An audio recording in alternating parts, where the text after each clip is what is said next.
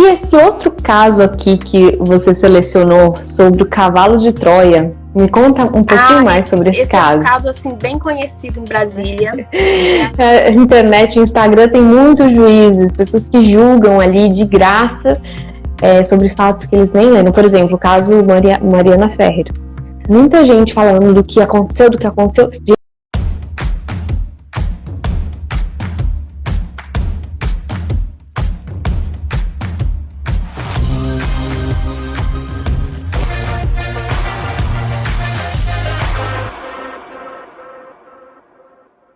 E aí, Ana? Boa noite, Jaque, boa noite. Boa noite, Ana. Boa noite, seguidores da Ana. Boa noite, meus seguidores. E hoje a gente vai falar sobre cadeia de custódia. Ana, você é especializada nessa área, né? Conta um pouquinho mais sobre a sua atuação, a sua formação. A minha especialização, ela é direcionada para o que a gente chama de direito penal econômico. Que basicamente são os crimes corporativos, falando numa linguagem assim, mais leiga. Colarinho branco, lavagem, os crimes contra a ordem tributária. Assim, numa linguagem bem didática, assim, não é muito técnico, mas assim, os crimes cometidos pelas empresas. E a cadeia de custódia da prova, ela é um tema de processo penal que tem muita relevância para esse tipo de criminalidade, porque é uma criminalidade onde as investigações, normalmente elas utilizam métodos ocultos de investigação, que são as interceptações telefônicas, as captações ambientais. São processos muito longos, com investigações muito longas, e o investigado, ele fica, digamos assim, ele está sendo investigado e ele não está sabendo que ele está sendo investigado. Como essa prova está sendo produzida, como esses elementos estão sendo colhidos. E por incrível que pareça, assim, hoje a vida ela é muito digitalizada. Esse tema ele vai se expandir, ele vai além do direito penal, do direito processual penal. A questão da prova digital, que tem muito a ver por causa das apreensões de celular, computador, de informações que estão em nuvem, de informações que estão em redes sociais. Isso vai ser um tema que não vai se limitar apenas ao processo penal e ao direito penal, que vai ter relevância também para as outras áreas do direito. Entendi. E aí, se tiver algum problema aí nessa cadeia de custódia, o que acontece, Ana? A gente vai falar disso no final da live, porque assim, eu acho assim, todo mundo pode aprender, mesmo que não tenha uma formação jurídica, porque alguns conceitos, eles são bem intuitivos. Até uma criança, ela consegue aprender, né? A gente consegue fazer nascer esse conceito. Então agora, você que está assistindo a live, você vai entender cadeia de custódia, todos os conceitos, porque se até uma criança aprende, Ana, a gente vai aprender também. Aprende sim, porque, e assim, o conceito, eu não gosto de trazer um conceito dado. Eu gosto de trazer um conceito a partir de uma história. Porque todo mundo já ouviu alguma história relacionada a algum tipo de criminalidade. Tanto na vida pessoal de um vizinho, no jornal, ou de algum filme. Então, todo mundo carrega um pouco disso dentro de si. E a cadeia de custódia, imagine, por exemplo, uma corrente. Como aquelas correntes de bicicleta que a gente usava quando era criança. Essa corrente, ela tem vários elos. E esses elos é que garantem a funcionalidade dessa corrente. Imagina, nenhuma mulher vai usar um colar que tem um elo perdido. E a cadeia de custódia é isso. O objetivo dela é assegurar a integridade da prova, do elemento de prova que foi colhido na investigação, para que nenhum desses elos se perca. E também para que não apareça um elo alienígena. Entendi. Aparecer um elo alienígena também contamina, né, Ana? Contamina a prova. E posso começar contando dos casos? Pode, quero saber esses casos. Gente, a Ana separou aqui alguns casos para contar para vocês sobre interceptação telefônica, vários casos aí de quebra de cadeia de custódia e que teve problemas, né, nessa cadeia de custódia. e ocasionou aí até nulidade, né, Ana? Exatamente. E assim, eu separei casos que são da história do nosso país, porque quando se fala muito da cadeia de custódia, a gente busca muita informação no direito norte-americano, mas eu acho que a gente tem que começar a olhar para a nossa história. Porque a gente tem tantos casos, né? Porque a gente está produzindo aqui. E bastante interessante é que os casos que estão chegando no STJ, eles têm muita relação com as provas digitais. Com as provas digitais. Um caso interessante que eu posso iniciar contando é um caso público e notório, porque foi noticiado em jornal. Foi uma investigação chamada Negócio da China, que foi uma investigação daquelas Case-Vídeo, daquele grupo Case-Vídeo. Foi uma investigação... eram várias lojas de conveniência, né? E isso eram lojas, assim, semelhante a Casas Bahia, Ponto Frio. Eram lojas de produtos, assim, diversos, eletroportáteis, eletrônicos. Aqui em Brasília eu acho que não tinha, mas, assim, no Rio de Janeiro tinha bastante. Era uma amarela, né? Isso, amarela. Tipo americana, sim. Foi no Rio de Janeiro que eu fui numa dessa. Isso, eu tava confundindo com loja de conveniência. Foi uma operação grande da Polícia Federal, uma investigação longa. Essa investigação durou bastante tempo. E o que era investigado era crime de descaminho com lavagem de dinheiro. E o que ocorreu, assim, que é relevante para a gente falar sobre a cadeia de custódia da prova? Foram deferidas interceptações telemáticas, que é interceptação de e-mail, e várias interceptações telefônicas. E parte da interceptação telemática foi perdida na polícia. E as interceptações telefônicas foram selecionadas. Ela foi uma interceptação selecionada. Nos autos do processo não tinha a interceptação completa. As conversas elas estavam descontinuadas e havia muitas omissões de determinadas conversas. E o STJ, esse é o leading case aqui no Brasil, ele reconheceu que isso comprometeu a integridade da prova, que isso foi uma violação à ampla defesa, porque o acusado, quando você tem as conversas descontinuadas ou selecionadas ou manipuladas, isso prejudica a formulação das teses pela defesa. Isso também fere um princípio que a gente chama de paridade de armas, porque o Estado investigador, quando ele tem esse poder de ouvir um diálogo escondido, de interceptar uma conversa privada, é um poder muito grande em face do particular.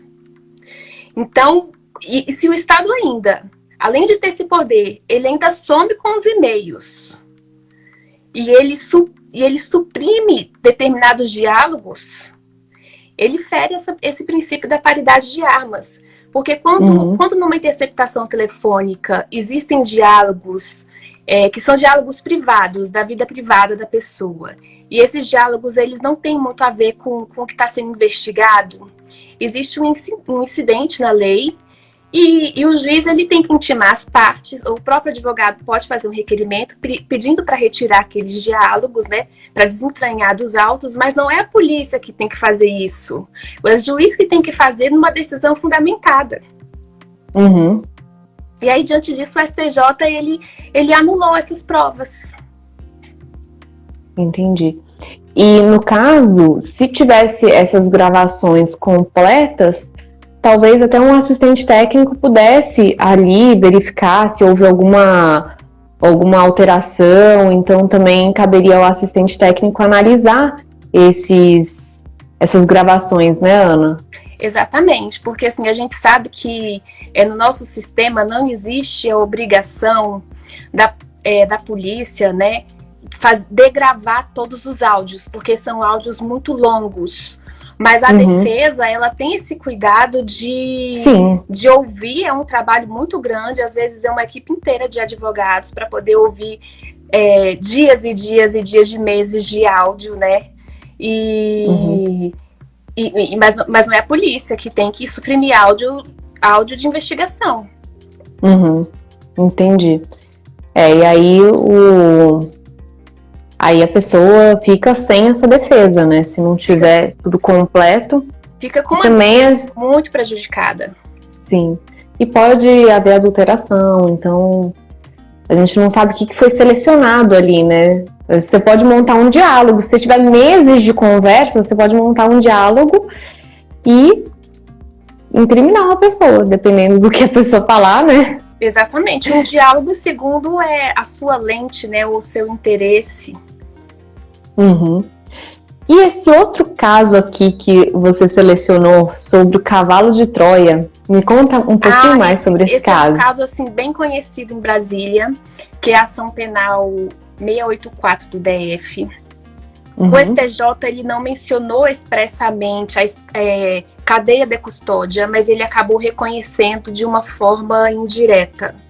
O que aconteceu nesse processo? Várias autoridades aqui em Brasília receberam um e-mail, e esse e-mail, o título desse e-mail era Maracutaia beneficia filha de ministro do STJ. E tinha um conteúdo bastante constrangedor, tanto para a filha do ministro, como para o ministro que era mencionado no e-mail, como para alguns desembargadores de TRF. Então isso causou assim, um alvoroço na República e iniciou-se uma investigação. A polícia descobriu que esse e-mail partiu de um computador que pertencia ao Tribunal de Justiça do Distrito Federal e Territórios, e esse computador estava na posse de um dos desembargadores. Foi feita a busca e apreensão do computador, e o que aconteceu? Um desembargador do TJDF? Mas a presunção de inocência, ele foi absolvido. Ele foi absolvido. E olha que interessante. Foi feita a busca e apreensão do computador pela polícia. E os peritos da polícia, eles acessaram, quando eles acessaram o computador, eles viram que tinha um vírus no computador. Um vírus chamado Cavalo de Troia. E eles apagaram o vírus do disco rígido do computador e não fizeram a cópia de segurança. O que o STJ reconheceu? Que o bem periciado não foi preservado. O vestígio não foi preservado. Então, não poderia... Ele manteve a absolvição. Ele manteve a absolvição que foi feita pela Justiça Federal aqui em Brasília. E assim, era uma prova super importante, porque eu só poderia saber se foi realmente um vírus que mandou esse e-mail, analisando esse vírus Cavalo de Troia, que quem é da informática vai saber melhor do que eu. E já tinha, assim, só para complementar, assim, já havia no TJ, o TJDF, ele estava passando por vários problemas, já tinha algumas reclamações na informática do tribunal de vírus no computador dos servidores. Mas o que é relevante, né, a gente pensar assim, em termos de prova digital? Porque hoje a prova digital, ela é assim, ela é essencial, né? E sim, principalmente busca e apreensão de computador, de celular, a gente precisa aperfeiçoar a nossa perícia forense, né? O método para a gente não cometer esses erros crassos. O STJ ele não mencionou a cadeia de custódia, mas o acórdão fala que foi um erro crasso da perícia fazer isso. Quando que foi isso, Ana? Você sabe me dizer mais ou menos que ano? Olha, eu acho que o acórdão ele foi publicado em 2013, mas eu não tenho que faz certeza. Bastante tempo. É porque nas aulas que eu fiz de perícia, sempre se tem uma recomendação, que atualmente na perícia é o seguinte: você vai fazer qualquer exame em dispositivo informático, qualquer exame você vai pegar, né, e reproduzir todo aquele computador num HD. E aí nesse HD que você vai mexer, deve ter sido justamente por causa desse primeiro erro, né, que daí depois foi um procedimento agora adotado pela polícia para que não ocorra uma coisa dessas, né, porque você imagina, perdeu tudo. Perdeu. Deletou, perdeu. A utilidade da prova, né? E aí a cadeia de custódia, ela tem como um dos princípios, a desconfiança. A gente desconfia do Estado investigador, porque esse Estado, ele realmente tem muito poder. Ele pode manipular essa prova, ele pode manusear essa prova pode passar na mão de várias pessoas. Quer dizer, assim, elemento de prova, né? Porque a prova, ela vai ser submetida ao contraditório. Mas eu vou falar aqui de uma forma leiga, porque o público é mais amplo. E a gente tem que ter essa desconfiança do Estado, é uma garantia do indivíduo. Sim. E a preservação dessa prova, né? Porque caso qualquer alteração ali, se não tiver o material preservado, vai prejudicar. Foi o que aconteceu nesse caso. Eu acho que esse caso aí deve ter feito que as polícias tivessem esse novo procedimento, que é passar, novo procedimento não, né? Que na verdade é um protocolo adotado por todas as polícias, peritos judiciais, peritos criminais, que é a reprodução do disco, de todo equipamento informático, você vai espelhar em um HD, em algum outro dispositivo, para que haja preservação. Isso, então, com certeza foi o precursor aí dessa preservação. Então, temos mais um caso, né, Ana? Ouro Verde, conta um pouquinho mais sobre essa operação. Esse caso, ele envolve também uma investigação que é da criminalidade econômica, que foi na Operação Ouro Verde, que ocorreu no Sul, acho que é Santa Catarina, né? Era uma investigação sobre evasão de divisas. Foi criado uma espécie de um banco paralelo, onde se faziam operações de câmbio e remetia para o exterior dinheiro em contas no exterior de clientes, tanto clientes que estavam no Brasil como clientes que não estavam no Brasil. Esse é um crime contra o sistema financeiro. E assim, não é o caso desse processo, mas muitas vezes, junto com esse tipo de criminalidade, também tem uma lavagem. Mas não era o caso desse processo. O que aconteceu nesse processo é que a polícia fez a busca e apreensão do notebook. Mais uma vez, outro problema com busca e apreensão de computadores. Ela fez a busca e apreensão do computador, onde tinha... E nesse computador é onde estavam as planilhas das operações cambiais, né, desses clientes.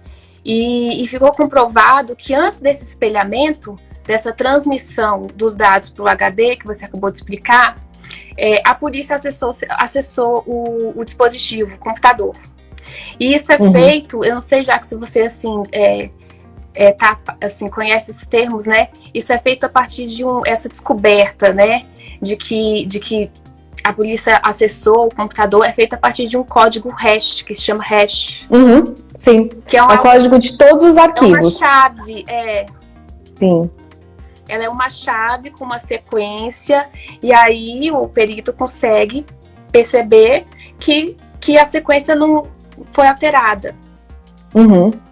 E quem descobriu isso foi o assistente técnico? Eu não tive acesso a esses detalhes, mas provavelmente deve ter sido o assistente técnico que trabalha com a defesa, né? Os advogados criminais, eles procuram ter os seus assistentes de referência. Sim, é muito importante, porque imagina, com um acesso antes do espelhamento, já conseguiu aí desmembrar toda essa prova, né? Contaminou. Então, a falta de cuidado contaminou. Então, com essa prova, já se consegue aí desconstituir. Agora, aí é que tá, né? Tem que tomar muito cuidado. Toda vez, até eu comento, no caso da minha perícia, outras perícias informáticas, a gente tem que preservar muito, porque, vamos supor, o perito tá lá, no meu caso, documentoscopia. Você tá lá tomando um café, você suja o documento, entendeu? Ou então, no caso, contaminar uma prova informática. Então, tem que tomar muito cuidado. O perito, ele tem que ter muita cautela quando estiver diante do objeto a ser periciado. Então, teve essa contaminação. Queria saber mais sobre esse HC aqui que você selecionou pra gente, o HC 461-709 de São Paulo. Teve uma extorsão mediante sequestro? Esse daí é bem interessante, porque assim, são decisões mais novas. Porque essas que eu mencionei eram de 2010, 2011, 2013, eram um pouco mais antigas. Já viraram um protocolo, inclusive. Hoje em dia a gente não vê mais esses erros, né? Atualmente eles estão cuidando muito mais de ter essa preservação, esse espelhamento. Então hoje em dia tá mais difícil, mas antigamente acontecia, né? Foi o que começou aí esse movimento de preservação. Foram esses casos que você contou antes. Agora, então esse daqui é mais recente? Esse daqui é mais recente, ele é um pouquinho diferente, porque é um caso de uma extorsão mediante sequestro, em que, e assim, esse caso é muito interessante, porque a polícia, ela apreendeu uma fita cassete com gravações dos próprios sequestradores. E aí mostrou. Nossa, mas fita cassete ainda existe? Pois é, o processo é antigo, viu? E chegou no STJ provavelmente assim, 2018, 2017. Demora um pouquinho, né? Fita cassete é um negócio antigo, mas o mais curioso, né? Os sequestradores, eles gravaram, eles fizeram uma gravação. E essa fita cassete foi apreendida com eles.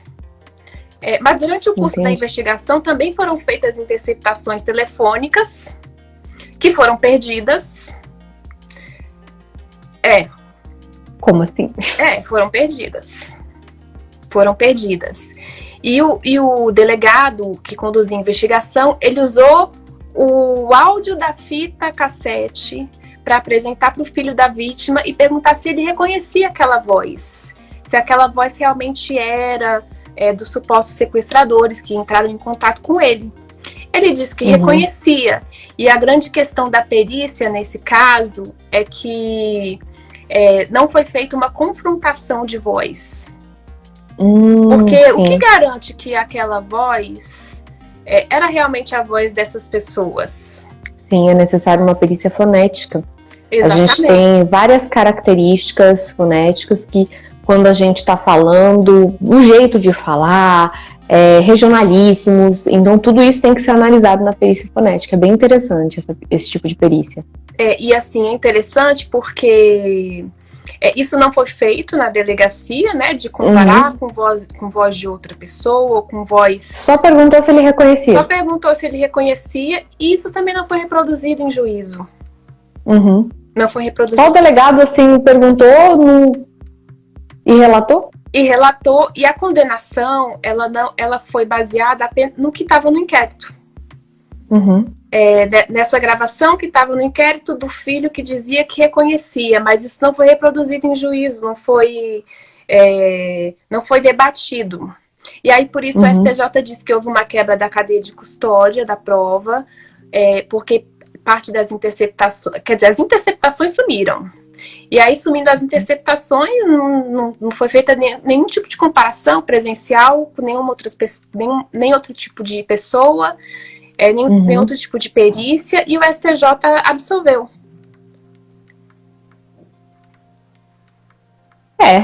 Mas eles deixaram de fazer. Será que não caberia uma perícia posterior? No caso, depois que passou o prazo, não... Depois que passou, precluiu. Entendi. E assim, a absolvição também, nesse caso, ela também teve outros fundamentos que, assim, não cabe destacar aqui, porque senão vamos ampliar muito o leque, né? Que não foi o objeto só da cadeia de custódia. Era uma condenação com substrato muito frágil. Mas aí eu não vou entrar nesse detalhe porque foge do tema. Sim. E Ana, e quanto a essa necessidade de perícia, né? Eu vi que nesse caso não teve uma perícia fonética e só o reconhecimento, né? Então, sempre a gente vai precisar de uma perícia. A perícia, ela seria uma prova mais forte nesse caso, né? Com certeza. Uma perícia... Seria, eu acho assim, tanto para a acusação, que quer fazer uma acusação bem feita, né? Como para a defesa, que também quer ter a sua garantia de que aquela voz lá é a mesma dessa pessoa que está sendo condenada. Isso assim, mostra a importância da perícia. Sim. No caso, até mesmo um assistente técnico também, até mesmo para dissociar aquela voz, não colocar uma não identificação, no caso, se não for dele, né? Então, caberia aí, nesse caso, para a defesa. E esse RHC aqui, 99735 de Santa Catarina, Tráfico e Associação? Olha, esse RHC, ele é super interessante porque ele é bem recente. Ele foi publicado há pouco tempo, eu não lembro da data, mas ele foi noticiado no site do STJ há pouco tempo, e ele traz uma novidade, assim, que a gente precisa avançar muito no direito.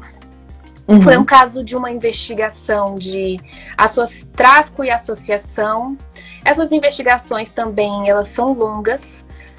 Assim, quando tem associação criminosa, né, são investigações longas. Eu percebi, fita cassete, amiga. Não, a cassete era do outro.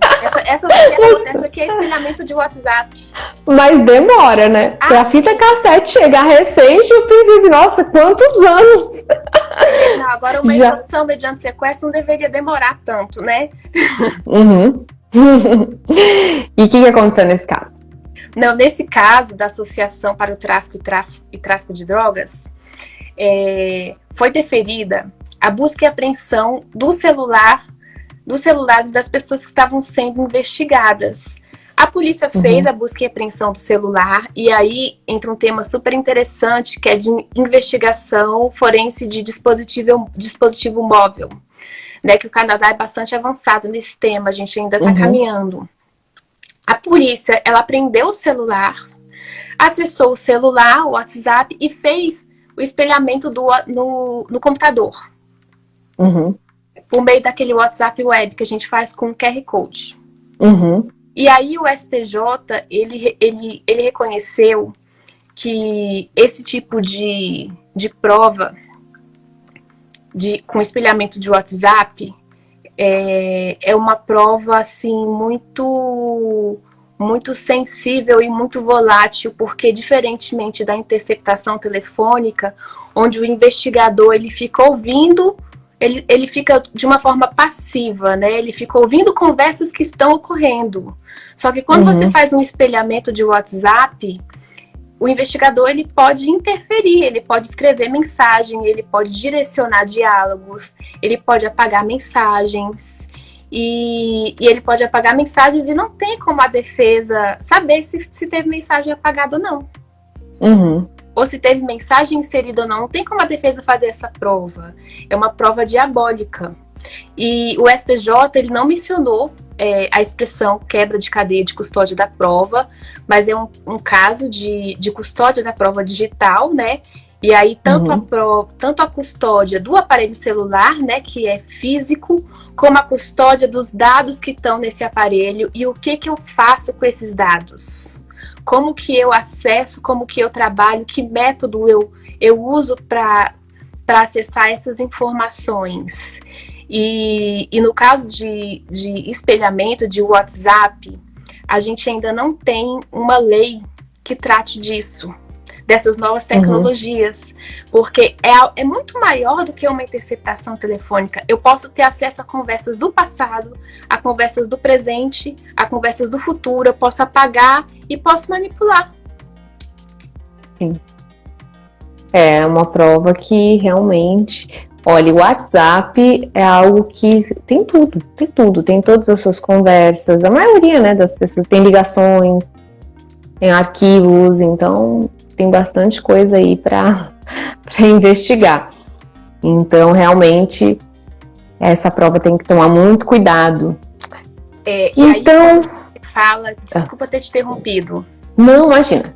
E aí, quando você nos traz essa lembrança, né, de que no WhatsApp, assim, a gente tem a nossa vida, arquivo que a gente compartilha, ligações que a gente faz, fotos que a gente manda, e isso daí nos traz para um contexto de uma vida digitalizada. Nos lembra esse contexto de uma vida cada vez mais digitalizada, onde a gente tem dados no celular, dados em nuvem, fotografia, dados que são muito íntimos, muito privados, e aí a gente pensa assim, quando o Estado vai acessar esses dados, né, tem dados que não são úteis para investigação, que se dizem respeito à vida privada da pessoa. Então, esses dados eles precisam ser separados, né? E quando eu falo dessa vida digitalizada também, isso nos remete a um contexto que o Bauman, que é um sociólogo suíço, ele fala da vigilância líquida. Porque na época antigamente, quando a gente fala assim, quando a gente estudava Foucault, A vigilância era uma vigilância de muros, né? Do presídio, de muro, do guarda que está te olhando na rua, ou então do manicômio, né? Que as pessoas também ficavam encarceradas.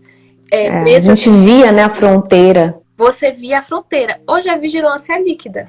Ela é líquida, ela é fluida. O tempo inteiro a gente está sendo observado e a gente não sabe o que a gente está fornecendo, quem está nos observando, e não apenas o setor, os entes privados, né? As empresas, Facebook, Instagram, estão tendo acesso a gente, mas o Estado também. E aí entra a importância da cadeia de custódia da prova digital, porque, por exemplo, você faz um print de WhatsApp. Que garantia que eu tenho que aquilo não foi manuseado, manipulado, que alguém inseriu uma imagem até numa câmera, né? Numa câmera, numa filmagem, alguém pode inserir alguma coisa ou pode retirar algo que é muito relevante. Sim, e a edição, ela tá cada vez mais perfeita. Tem edições assim que você coloca a sua face e você pode fazer um discurso, por exemplo. Então, assim, as edições estão cada vez mais aprimoradas. A gente tem filtros de Instagram, a gente tem a possibilidade de editar fotos de uma maneira assim excelente, que você quase não vê, é imperceptível. Então, com esse avanço da informática, a gente tem a possibilidade de edição, e de uma edição de boa qualidade, né? Não era o que era antigamente. Por exemplo, assinaturas em documentos. Tem gente que fala, antigamente a gente tinha xerox, muitas vezes a gente via a borda. Hoje em dia, a gente não vê. Hoje em dia você insere via digital, você coloca ali, digitaliza, fica perfeito. E hoje, então, assim, até os documentos, os contratos que a gente está fazendo, também são digitais, né? Sim, a gente tem DocuSign, tem empresas que fazem essa contratação, tem os certificados digitais, então a gente tem também essa parte digital, que na verdade tem toda uma perícia para documentos digitais, é um pouco diferente, né? Você examina metadados, são outras coisas que serão analisadas, mas mesmo assim há necessidade de verificação, porque tudo que a gente vive aí é complicado. Por exemplo, se eu pegar um documento, vou colocar ali uma assinatura e imprimir, e depois digitalizar de novo, ninguém consegue ver ali. Se não tiver nenhuma diferença de tonalidade, você não verifica que tem uma assinatura ali incerta, entendeu? No caso, se você fizer uma montagem digital, até dá para pegar pelos metadados. Mas caso você faça e digitalize, vai ficar uma digitalização. Não tem como você verificar. Então, por isso, só os originais. Isso tem relevância tanto, assim, para casos criminais, né? Para o processo penal, como também para o processo civil, para o direito do trabalho. Sim. Eu peguei recentemente uma empresa grande de telefonia que fez transplante de assinaturas. Tinham vários documentos com a mesma assinatura assinados, né, pela pessoa, e era um partido. Então, assim, você vê, numa empresa assim, eu até quando peguei o caso, eu verifiquei, assim, não analisei, não confrontei as assinaturas, e eu pensei, nossa, maluquice, né? A empresa não ia fazer isso, né? Não iria transplantar. Será que alguém... Mas a gente não sabe quem é que tá por trás daquela empresa, né? Quem são as pessoas. E são as pessoas que vão cometer as fraudes. Então, a gente não sabe o que pode... Não tem limite. O ser humano não tem limite. Limites a gente não tem. Então, vamos falar um pouquinho mais sobre essa cadeia de custódia? Aqui você colocou contexto histórico-social, você poderia contar um pouquinho mais? Exatamente. E aí, assim, fazendo o gancho, né, para fortalecer essa necessidade que a gente tem de juridicamente exigir uma preservação da cadeia de custódia da prova, é esse contexto de uma vida digitalizada. E na criminalidade econômica são os megaprocessos, né, os maxi-processos, que são processos muito grandes, como a Lava Jato, como essas operações que eu mencionei. Que pegam muitas pessoas? É pelo número de pessoas ou número de provas? Número de pessoas, muitos investigados, que são investigados por um tempo muito prolongado, com técnicas de investigação ocultas, que normalmente são as interceptações telefônica, telemática, as captações ambientais. No caso de associação criminosa, às vezes também tem agentes infiltrados. Então, nesse tipo de investigação, o indivíduo em face do Estado, ele tem uma arma muito menor. Então, eu preciso da garantia de que esse elemento de prova colhido pela polícia, sem a ciência do investigado, ele tenha sido preservado e ele seja o mesmo que vai ser utilizado lá no processo. Que ele não seja manipulado, que ele não seja manuseado, que ele não seja contaminado por nada. Sim, tem que ter essa preservação mesmo. Então, os megaprocessos são aqueles que têm muitos investigados, muitas provas. E esses casos aí... E também, assim, exposição midiática, né? Porque é bastante interessante que nesses processos, assim, no mesmo dia, dispara a notícia de prisão em vários estados, ou de busca e apreensão em vários estados diferentes, né? Uma cooperação entre as polícias. E aí a preocupação em expor a prisão é tão grande que muitas vezes a cadeia de custódia da prova é prejudicada. E a gente viu isso nesses casos que eu citei, né? Esses casos midiáticos que todos saíram na televisão. E a preocupação, aquilo que era muito importante, que era preservar o material que estava sendo colhido, foi negligenciado. E isso é ruim para o nosso Estado de Direito.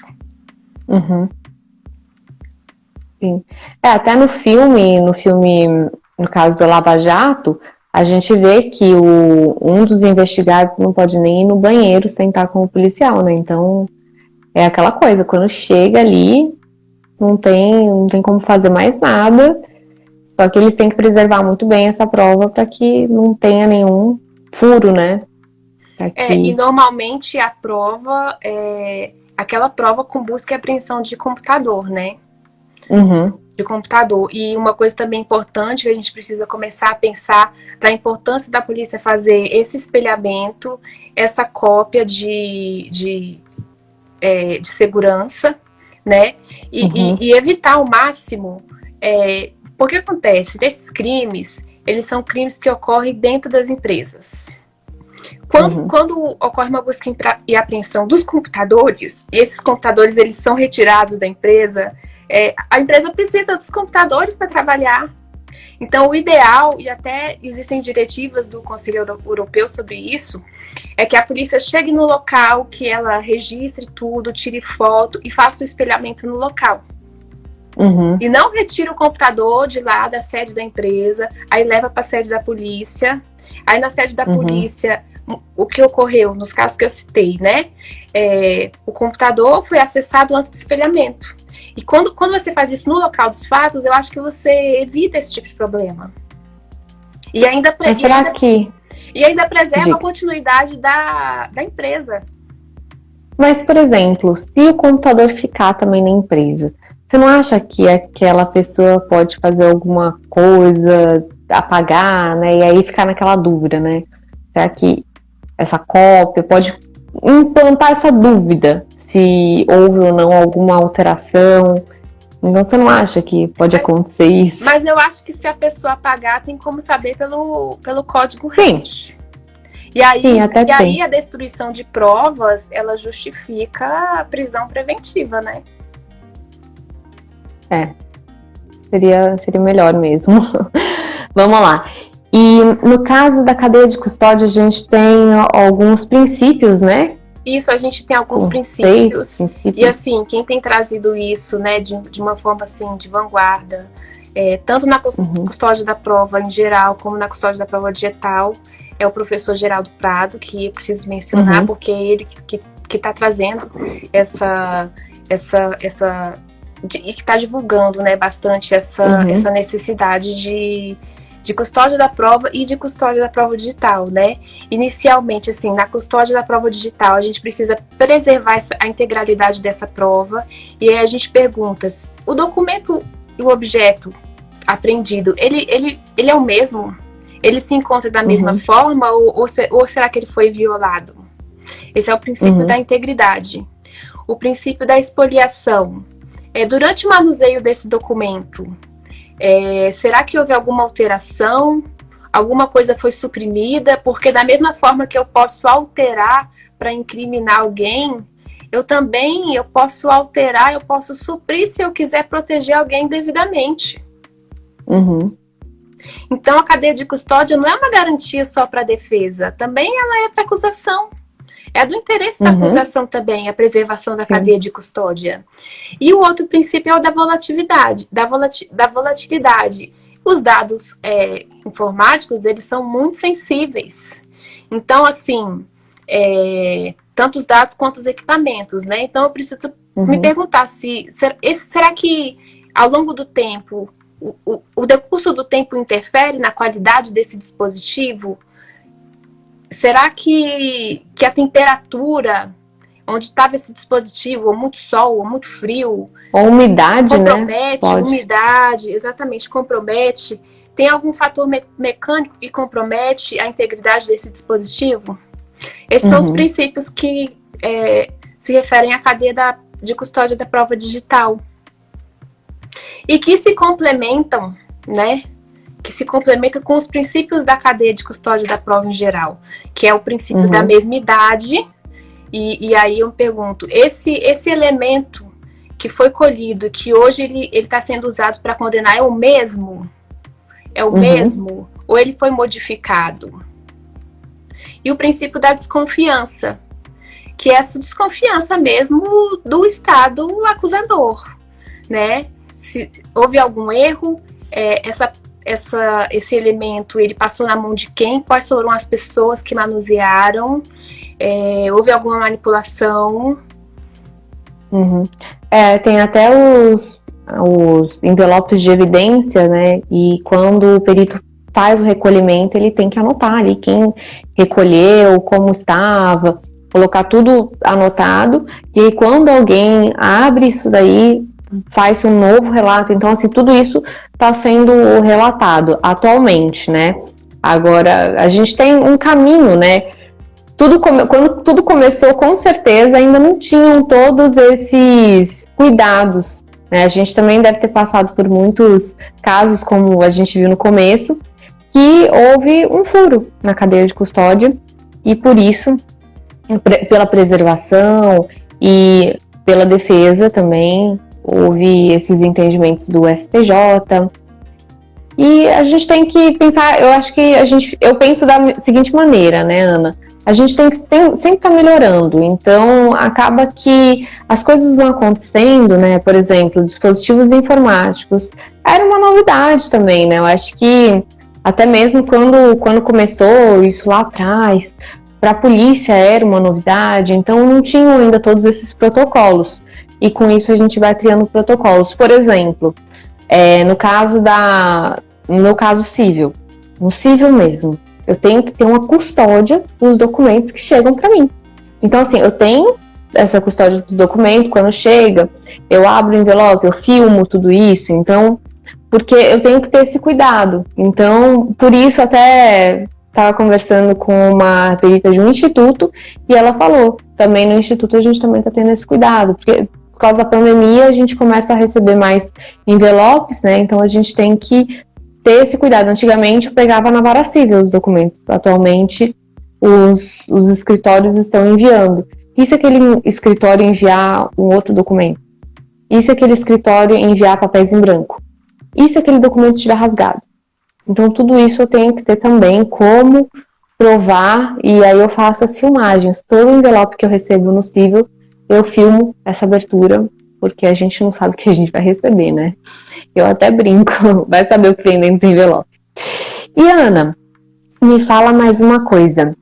Aqui você citou métodos de preservação, etapas. Isso, eu explico, né? Aí depois que a gente ouviu esses casos, intuitivamente, quando a gente ouve a história, o conceito ele vai surgindo dentro da gente, né?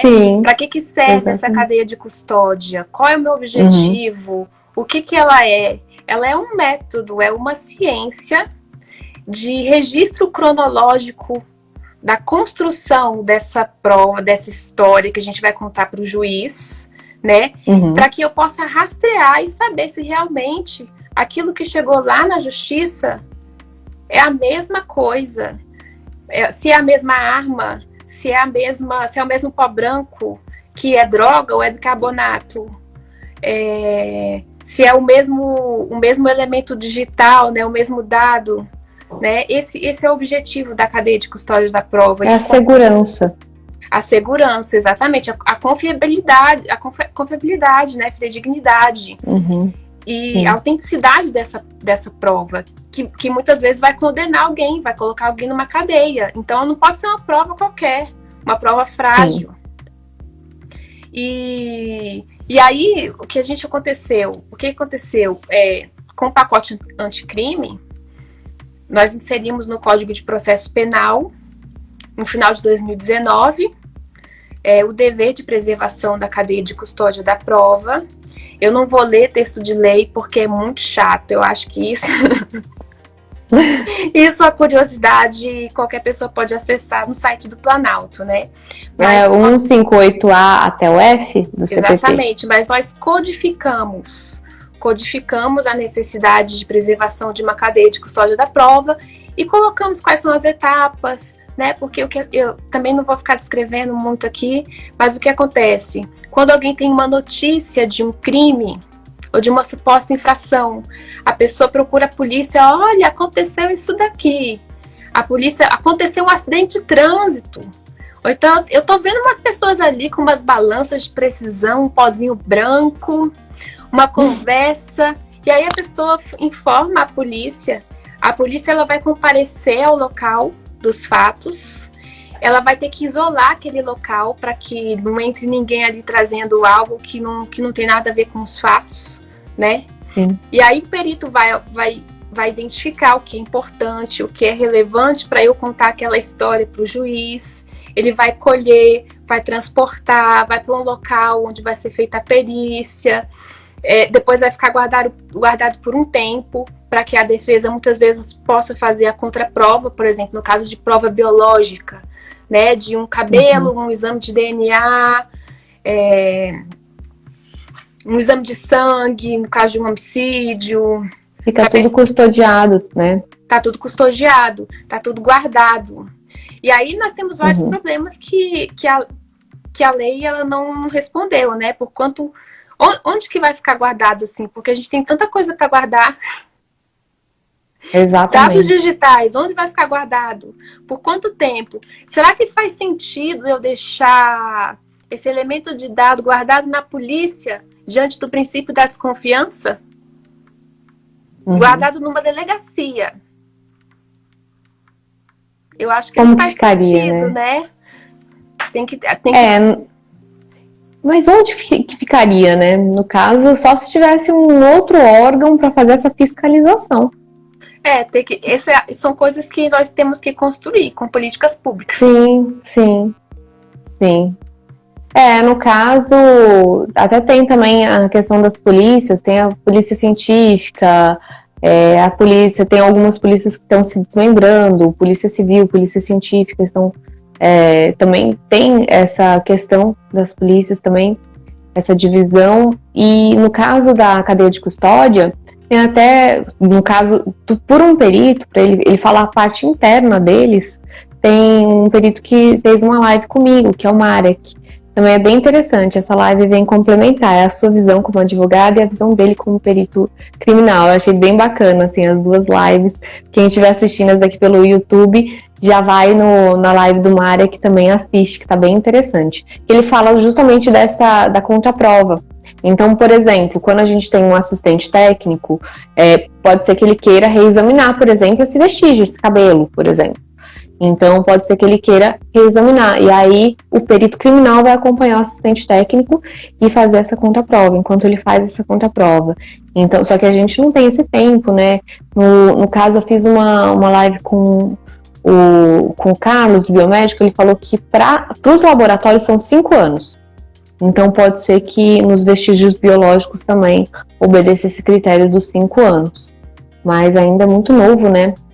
É algo que está vindo aí recentemente e a gente ainda vai ter que trabalhar muito para aprimorar. Eu sempre vejo o seguinte, parece que a gente está assim, o ônibus está andando e a gente está correndo atrás, porque é sempre assim na lei, né? A lei sempre quando ela chega, ela já está resolvendo algo e já precisa de algo novo aí para resolver. Então, a gente está sempre correndo atrás, sempre tentando melhorar e as nossas leis não seriam diferentes, elas se deparam com uma realidade e assim a gente vai tentando buscar melhorar, aprimorar o que está acontecendo.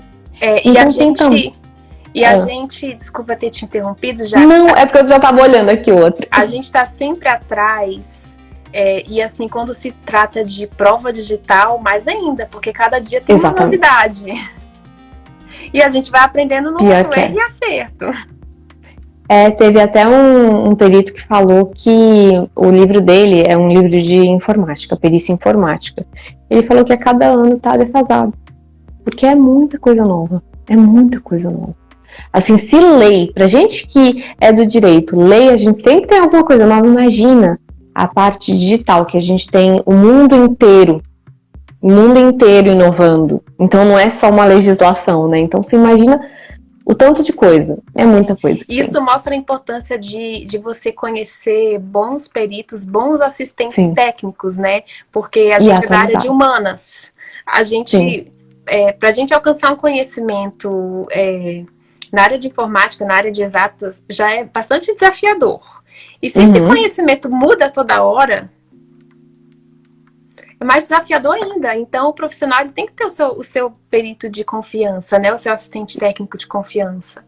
E o perito em informática ele tem que estar atualizado, porque é sempre uma inovação.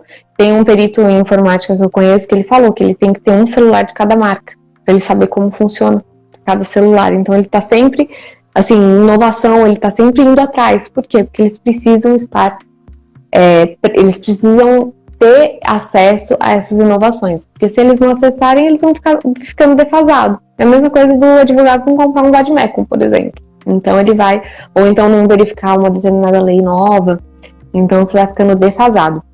Então tem também aqui, tem a cadeia de custódia, mesmice, desconfiança. Mesmidade, né? Isso, mesmidade.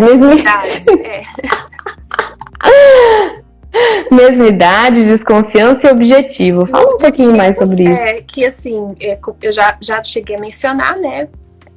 Passando, mas assim, o princípio da mesmidade é você se perguntar se aquilo que você encontrou na cena do crime é o mesmo que está sendo utilizado para condenar, né? Ou se realmente se houve uma falha, uma manipulação, né? E além disso, a gente tem os vestígios ilusórios, por exemplo, que não tem pertinência ali com a cena. Então, é tanta coisa, né? Além disso, que é ter aquilo que estava no local, a gente ainda tem essa parte, no caso de um local de crime, por exemplo, né? Os vestígios ilusórios.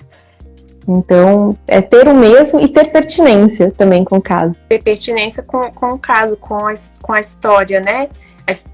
Historinha, entre aspas, que eu falo. E o princípio da desconfiança, porque o Estado, ele tem um poder de armas maior, ele pode se exceder e abusar desse poder. O indivíduo diante do Estado é muito pequeno, e o Estado pode falhar, pode errar, pode manipular esse elemento de prova pode passar na mão de muitas pessoas e de repente ser comprometido. Então, esse princípio da desconfiança, ele existe por isso.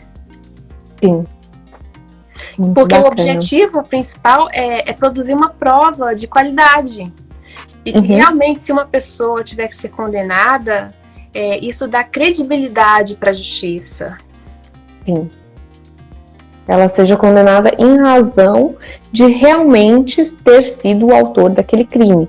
Porque de que adianta condenar se você estiver condenando um inocente, né? Então, tem que ter essa segurança de que a gente vai punir, mas vai punir a pessoa certa, né? O Estado vai punir a pessoa certa e não a pessoa errada. A pessoa certa pelo fato certo.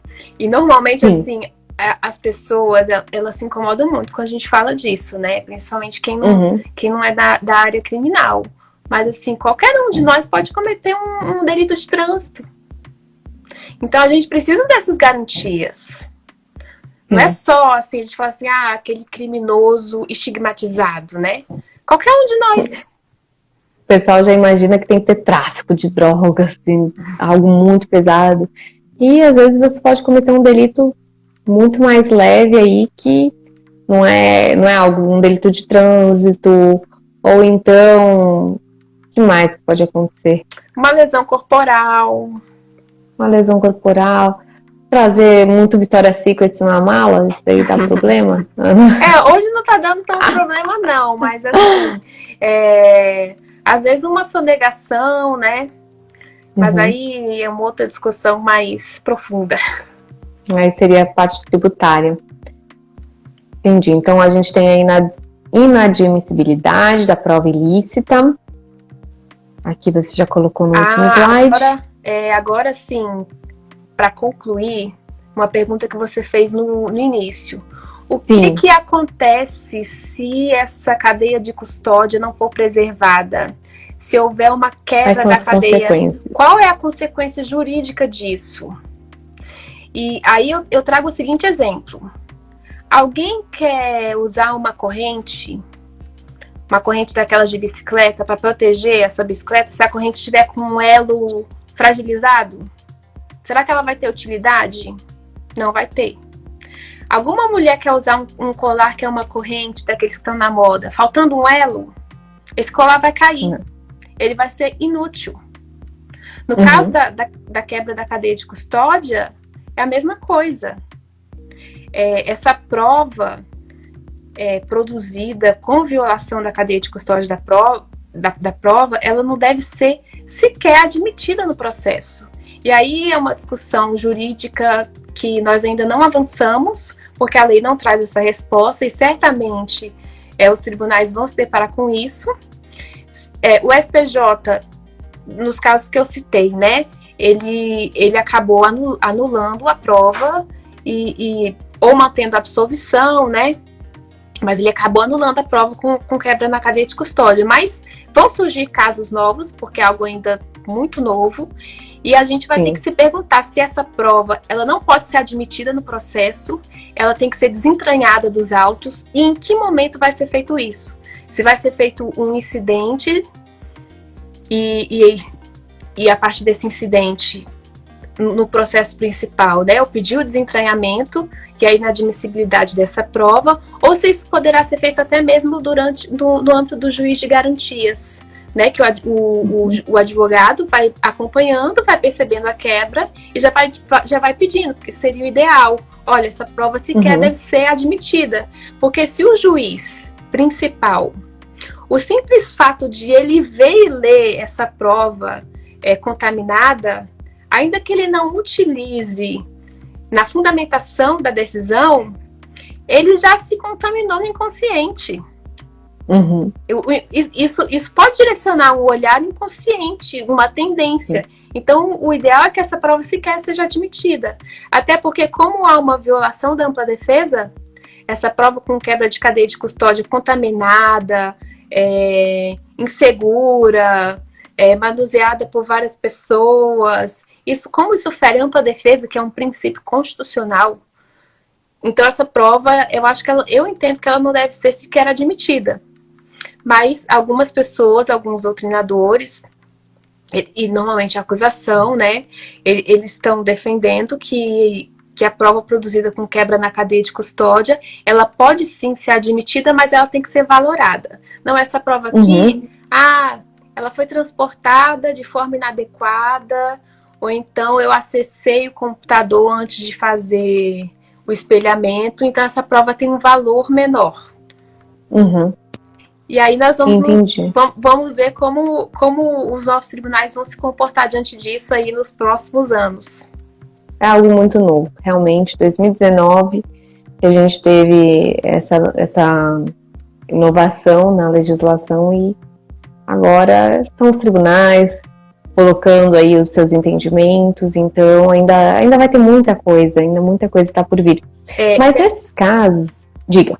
Não, eu tô vendo uma pergunta aqui interessante, né? Se seria semelhante àquele caso Aos dos frutos da árvore envenenada.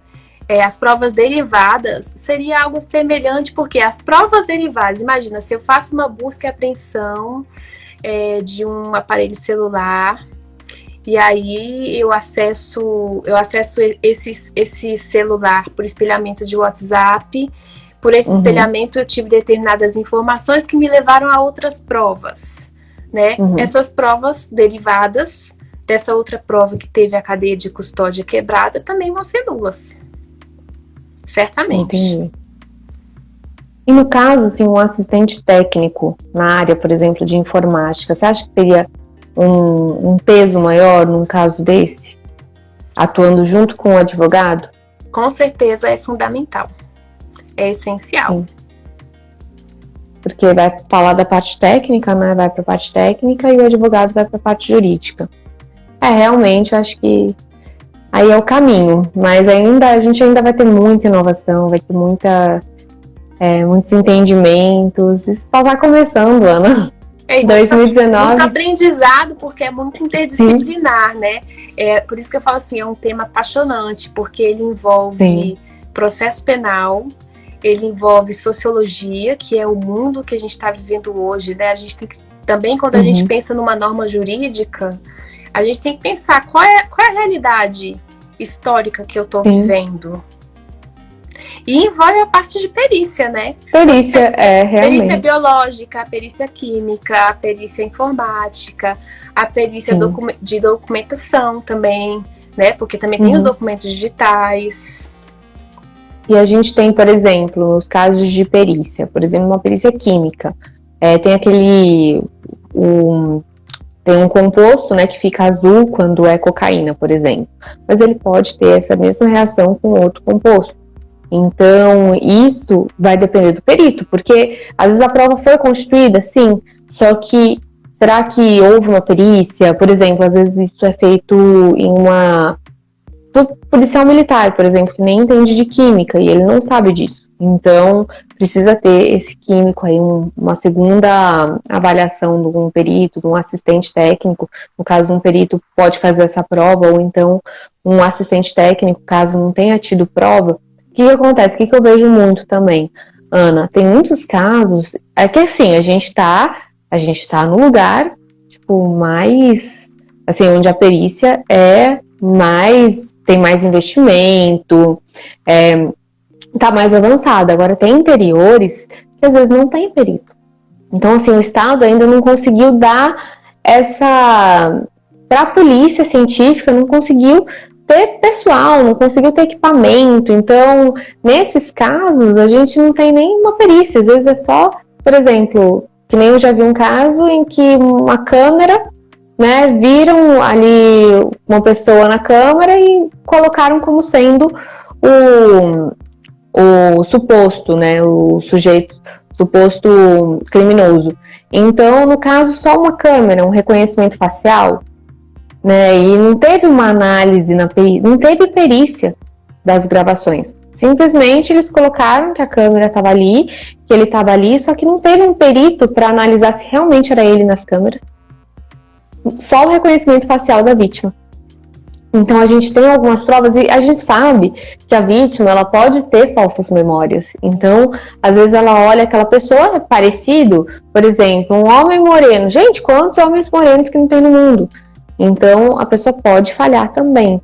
Então é muito importante a cadeia de custódia, a perícia, para a gente não cometer os erros do passado, porque a gente sabe, depois de um tempo, né, que a gente fica sabendo dos equívocos, de às vezes pessoas que estão condenadas por poucas provas e acabam depois sendo inocentadas depois uma revisional, né, Ana? Não sei se estou falando certo na parte processual, que eu não tenho muita parte uma processual. Revisão criminal. E aí a gente Isso, uma revisão criminal. A gente, assim, tem um trabalho novo aqui no Brasil, que é o Innocence Project, que ele foi desenvolvido pela professora Flávia, lá de São Paulo, que ele trabalha exatamente com isso, né? Ele foi inspirado no mesmo projeto que existe nos Estados Unidos, que é de trabalhar com o erro judiciário, com a condenação de pessoas inocentes.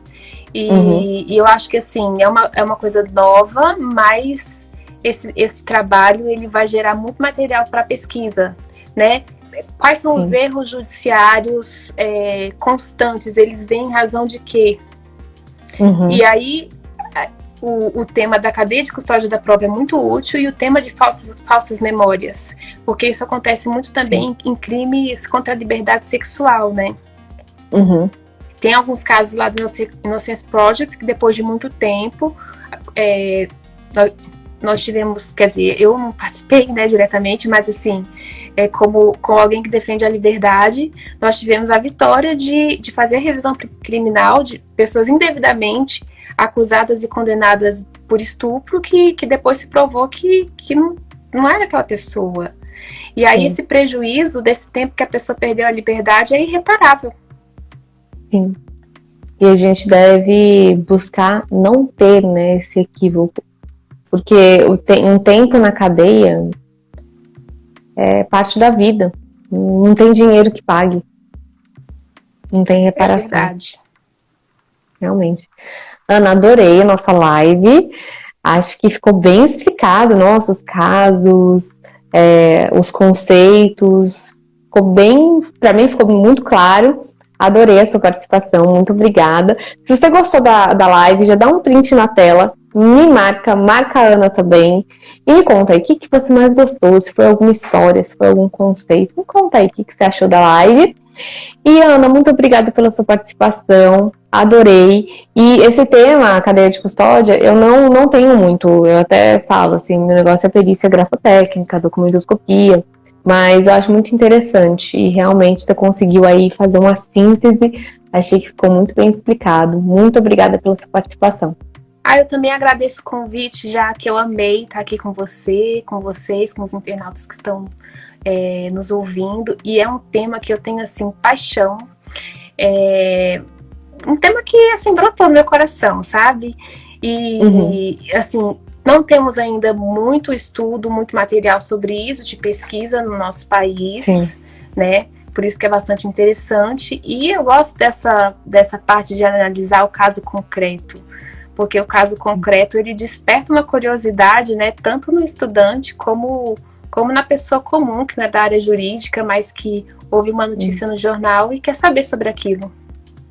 Sim, e sabendo isso também, a pessoa já sabe que não é, às vezes, assim, vê no jornal, vê uma coisa, e aí já acha, nossa, é criminoso, tal. Não é bem assim.